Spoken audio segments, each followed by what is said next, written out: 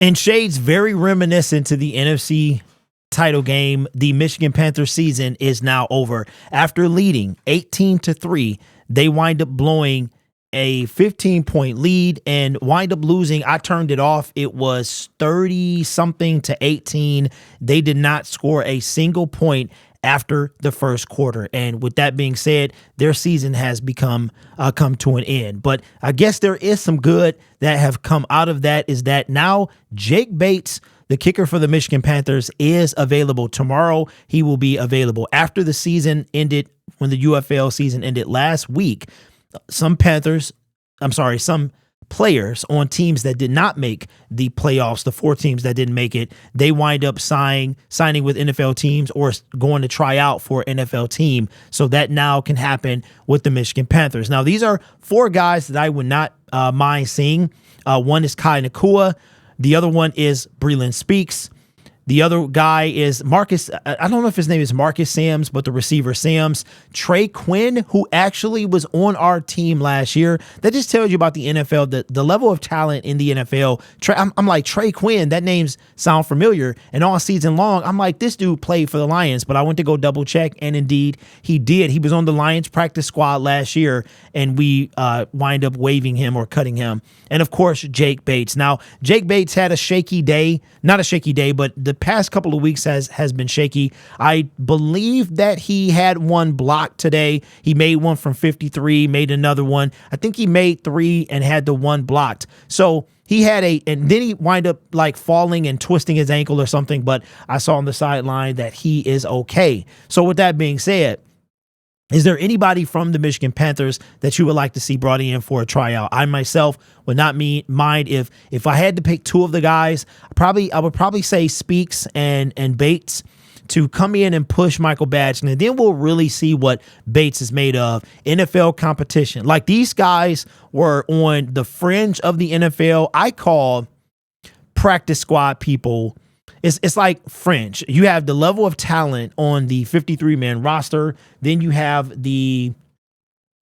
oh yeah, that's right, Adrian Martinez. We picked him up in undrafted free agency, and now they're saying he might win the MVP for the UFL. But you have the 53-man roster, which is tough to crack. Then you have the practice squad, but you have to be called up from the practice squad. A lot of times, to be called up, you need somebody to get injured. So just because you're on the practice squad doesn't mean that you're not a decent player. Breland Speaks has been on the last 5 teams that he's been on. He's been on his practice squad. He's never really been able to break the 53-man roster. So I wouldn't mind seeing those 4 guys come in, maybe for a tryout. If I had to pick 2 of them, I would pick Speaks, see what he can do again in an NFL jersey, and Jake Bates, of course. And again, I heard Dan Campbell say yesterday in his press conference that the roster is not full. They got a spot or 2 available that they could bring somebody in. Now, bringing somebody in for a tryout does not mean that they take a spot on the roster. That would come after the player has been officially signed. And then once the 90-man limit is reached, you would have a corresponding move. So the Michigan Panthers, man, you know what's funny is, I'm a hometown guy. I'm Michigan over Michigan State, Red Wings, Detroit Pistons, Detroit Lions. And at the top of the list is the Detroit Lions. I was a huge Pistons fan. And then once the going to work Pistons disbanded, I kind of fell out of love with them. And then they just started really, really sucking. And I just I lost my passion for the Detroit Pistons. But I could see I really do hope that the UFL stays around, because I think it's it's something to do, something to watch, give us slightly a football fix, and it also creates an opportunity for people to be seen. Because the NFL, I think only 1% of players that go to college and play, collegiate sports and stuff like that, they make it to the NFL. So I think I keep going back to this. Malik Willis, who is not very good in the NFL, he was the only player, if I remember correctly, from Liberty a couple years ago to be drafted, and he wasn't even taken in the 3rd round. And I wouldn't be surprised if in a year or 2, Malik Willis is the one that you see leading an XFL or UFL team. So Jake Bates is now available. I'm sure the game is final by now, and he will be available. Do you want the Detroit Lions to bring in Bates? Has the charm kind of worn off for you, or do you think that you would still give him a chance. I would. I 100% would. See what he can do. See what he can do in the preseason, where it's, if I had to take UFL competition, I would say that it would be close to the preseason, right? So these are a lot of fringe guys, bubble guys. We probably won't see any starters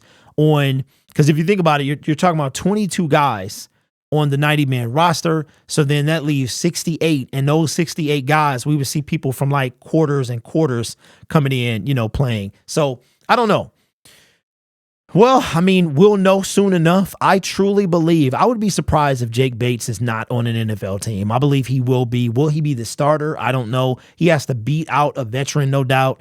But I don't know. I would love to see him have his shot in Detroit. And I found out some heartbreaking news. I don't know how true it is, but somebody was saying that the Panthers won't be at Ford Field next year because the rent, I guess they pay rent or they pay a certain fee and it's too high. So with that, if that is true, I have no idea where they would play. I have no clue. There's not really another indoor place that I think is capable of housing an NFL field that's close. So I have no idea, but we should, hopefully they don't take them out too far, because I didn't get to a Michigan Panthers game. I could see it starting to grow on me, though. I was really into today's game. I don't know. And then you start feeling that NFC title game vibe, but obviously, it's not on the same level, but that's not the point. The point is that the Michigan Panthers season is over and Jake Bates will be available in a matter of hours, probably this time tomorrow.